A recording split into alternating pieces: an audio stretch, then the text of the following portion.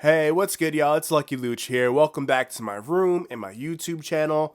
I don't feel too great, so I'm going to sit down, change up the setup, and talk to you about some of the media that I've consumed over the past week or so.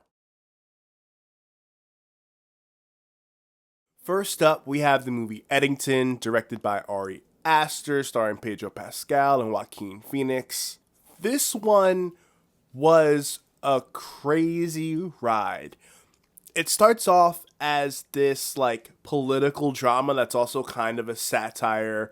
It takes place in 2020, right? So it's making fun of COVID politics, performative activism, and it even pokes fun at the candidates themselves that are running for mayor in this town in New Mexico. About an hour in, I'm kind of wondering like, what the hell is going on? Is anything gonna happen? Like, what's good with this? Because from the previews and what I've seen and what I've heard about this movie, I was expecting more of like a thriller western along with the satire and the political stuff. But the first hour is just the political satire of it all. And I was a little confused. Like, I wasn't really gelling with the movie. And then it goes off the rails. The western themes come in, the thriller, the mystery parts come in this movie. And I really started to like it towards like that last hour and a half, because this movie is about 2 hours and 30 minutes. But the beginning, I wasn't really too fond of.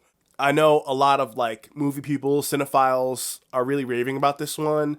I think the general public reception has been rather lukewarm. I'm somewhere in between. I think if you're willing to be a little patient, if you're willing to be a part of like this kind of silly political satire story that's going on, you'll enjoy it once it starts to turn up. But if you want this movie to be direct and get straight to the point, I don't think you'll enjoy it as much. But overall, I thought it was okay. You know, like a 6.5 going on like a 7 out of 10. And one thing I have to say is Joaquin Phoenix is gangster in this movie. Like, he's awesome. He really owns like his character and his actions, what's going on, and I think that makes the movie like more watchable, more than anything. Pedro Pascal is good. All the other characters in this movie are good. There are a lot of side plots that happen in this movie, a lot of other stories that are going on, and they all meet in the end. And I think that's also probably an issue for some people out there. Like, that adds to this whole thing that I'm talking about being patient. You have to be patient. This movie does a lot. It does like a light boil, and then it's like boom, everything just kind of like goes crazy and then comes together at the same time. So those are my thoughts on Eddington.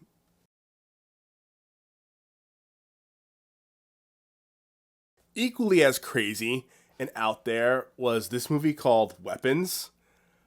People were saying it's like the horror movie of the year. Excuse me, it was directed by Zach Kreger, who also did the movie Barbarian. I liked Barbarian a lot. For me, it was like a hidden gem. I saw it a couple years ago on HBO Max. I was just bored one day and I was like, you know what? This is like a cool movie. Let's watch it. Whoa, right? Like, Barbarian had a lot of twists and turns. At one point, I couldn't tell who was like the bad guy and the good guy in this movie. Some really good storytelling done here. This movie stars Josh Brolin and Julia Garner as the main people. The in theater experience of this automatically made this movie good for me. There were parts where you heard collectively everybody go, and we were like creeped out, grossed out, scared, whatever. Maybe there are a few jump scares in this movie. Then there's parts where it was kind of funny, so the whole theater was laughing, but also like kind of like that nervous laughter. Like, there's points where I didn't want to laugh because I knew this was funny, but also the situation in this movie is about missing kids. So it felt weird because there's comedic moments in a movie about missing kids, and that's something that we should take seriously. You know what I'm saying? And I see a lot of internet takes like breaking this movie down, trying to seem like it's deeper than what it actually is. It says everything in front of you, but also does it without you feeling dumb, which I like. But if you can see this one in theaters, I definitely recommend, and go in knowing as little as possible. This movie's about missing kids. It's scary, it's gory, it's violent, it's a little gross. You'll get through it. Promise you that. But I don't really want to talk about this more than I should, because I love the theater experience. I like this movie. It's like a 7.9 going on an 8. I do think there's like a little bit of flaws with some of the storytelling. It gets a little repetitive at times. But one thing I did like about this movie was the fact that it's done in chapters.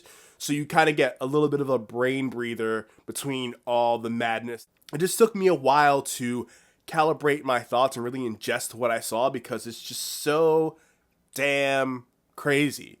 So if you saw Weapons and you liked it or hated it, feel free to leave some love in the comments. I'm here for it. I'm down for a little discussion, yo. Yeah.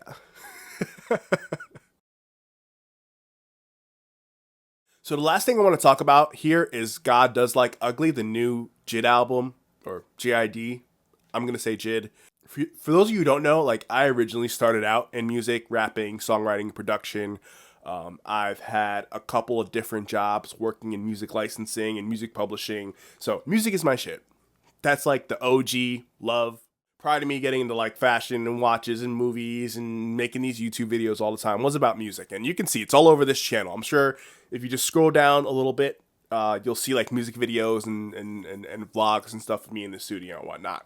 So I love rap music, and I'm in a rap group called Paper Suit, and a couple of the guys recommended this album to me. Overall, I thought this was a good album. I didn't think it was great, but I like JID a lot. I said I was going to say JID, but I do like JID a lot. Like, I saw him live at Rolling Loud in Rotterdam back in the summer of 2023. I thought his performance was incredible. He did such a good job. I wasn't very familiar with this discography at the time. I'm still not very deep into it. Just the fact that he could be fun, entertaining, funny, aggressive, and show you these different moods and stuff within like a 30-45 minute performance, I thought was really awesome. And I've been a fan ever since.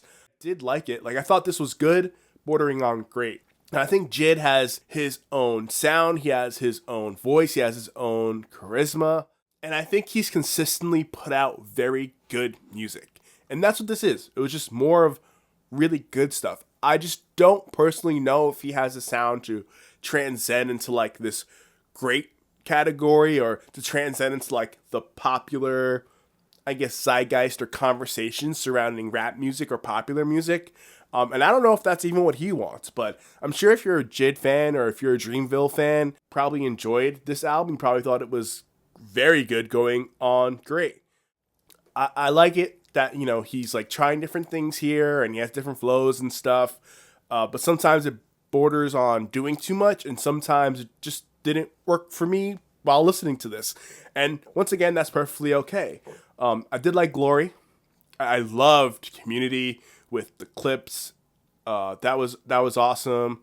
Vince Staples' feature on VCRs was insane. Skate was also another good one. I kind of like the throwback, like R&B, like kind of ballad. And I think those were some really like highlights, some standouts on here. I wasn't feeling the Yessie Reyes song, which, you know, she's somebody that I like a lot, so that was kind of disappointing. Some of the other songs on this album like were good. It sounds like JID. I'm just wondering if he can make something that can like transcend not only like his core fan base, but just like rap music in general. And I don't know what that sounds like for him. I don't know what that can be. But I just wanted to get here and just talk about JID. I think he's a really good rapper, and I just can't wait to get more into his discography. Yeah, that's all I gotta say. So if you listen to God Does Like Ugly and you enjoyed it, hated it, whatever, let me know what you think. I just want to thank you guys for continuing to view the channel, coming back, liking the video, subscribing, all that other stuff. It goes a long way. I think this is like 10 or 11 weeks of videos now, and I'm really happy and excited for the progress that I made and the progress that's going to continue to happen as I post and upload videos. And I hope you are all here for the ride. So once again, thank you very much. I'll talk to you next time, and hopefully I'll be feeling a little better.